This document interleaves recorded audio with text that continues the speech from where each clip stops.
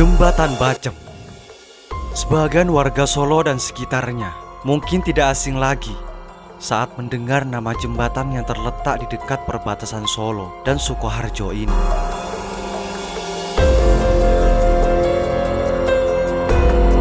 Jembatan Bacem sendiri merupakan salah satu sisa-sisa keberhasilan Raja Keraton Kasunanan, Raja Pakubuwono X, yang dianggap merupakan zaman kejayaan yang dirasakan oleh masyarakat saat itu.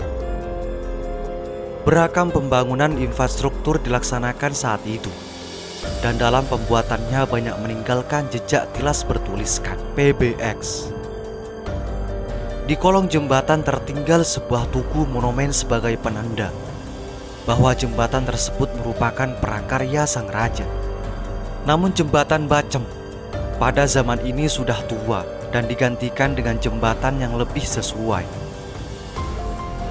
Ada kisah tentang pemerintah yang sempat akan melakukan penghancuran terhadap jembatan secara keseluruhan, termasuk tugu monumen petilasan dari Pakubuwono X yang berada di tepi sungai. Namun akibat pengaruh mistis yang menjaga tugu tersebut, akhirnya tugu dan sebagian pondasi tidak dihancurkan, dan pembangunan jembatan baru pun digeser beberapa meter dari jembatan sebelumnya dan resmi berdiri pada tahun 2000. Mengenai gangguan mistis yang dialami saat pembangunan dan sering diceritakan oleh beberapa warga, dipercaya disebabkan oleh tragedi yang terjadi pada tahun 1965 silam. Jembatan Bacem ini dianggap sebagai saksi bisu tentang peristiwa kelam yang terjadi pada tahun 1965 sampai 1966. Saat itu sebagian wilayah Solo dan sekitarnya masuk ke dalam zona merah terduga basis pendukung PKI. Tempat ini dikenal sebagai tempat jagal para tahanan terduga anggota Partai Komunis Indonesia atau organisasi yang berafiliasi dengan partai itu. Beberapa penyintas yang berhasil selamat, yaitu Barjo dan Dwijo, dari kejadian itu menceritakan tentang bagaimana mengerikannya kejadian pada saat itu. Kisah ini juga diceritakan dalam sebuah dokumenter berjudul Jembatan Bacem. Saat itu tahanan-tahanan terduga PKI dibawa menggunakan truk ke Jembatan Bacem. Ia menggambarkan suasana tahanan yang akan menjemput ajal saat itu.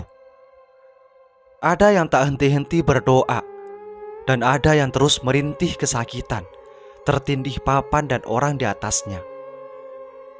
Suara-suara itu benar-benar terdengar mengerikan. Barjo melihat semua tahanan diturunkan dan disandarkan pada besi jembatan, termasuk dirinya sendiri. Mereka dieksekusi satu persatu dengan senapan. Barjo saat itu tidak ingin menyerah dan memukulkan bagian belakang kepalanya pada papan sampai berulang kali, hingga berhasil jatuh ke sungai di bawah jembatan itu. Ia selamat dari eksekusi, namun ditangkap lagi kemudian hari dan dikirim ke Nusa Kambangan dan Pulau Buru selama 13 tahun. Lain lagi dengan Dwijo, ia juga melihat kejadian serupa, di mana tahanan diikat tangan dan lehernya, kemudian ditembak dan didorong jatuh ke sungai. Namun Dwijo diselamatkan oleh saudaranya yang merupakan seorang anggota resimen Komandan Angkatan Darat. Kala itu pembantaian terjadi berbulan-bulan hingga warga sekitar memilih berdiam diri di rumah. Saat itu memang diberlakukan jam malam.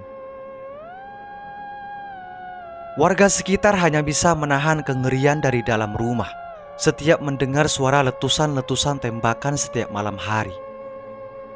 Setiap hari warga mendapati jasad-jasad yang bergelimpangan di Jembatan Bacem.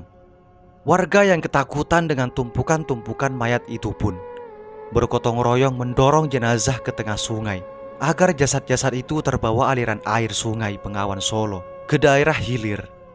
Lagi pula aparat memang meminta warga untuk menghanyutkan jasad-jasad tersebut agar tidak menimbulkan bau busuk yang menyengat.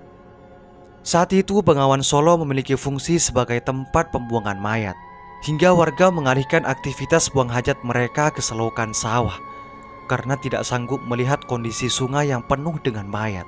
Bahkan saat airnya sedang surut, warga pernah menemukan 20 mayat lebih yang menumpuk di sana.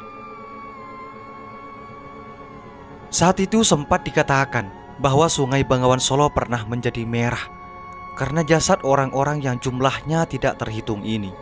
Bahkan beberapa petani yang tinggal di jalur Sungai Bengawan Solo sering mendapati mayat-mayat yang terapung di tepi. Itulah peristiwa jembatan Bacem Bengawan Solo. Semoga ini menjadi wawasan bagi kita semua dan menjadi pelajaran atau pengetahuan bagi masa yang akan datang. Semoga informasi ini bermanfaat.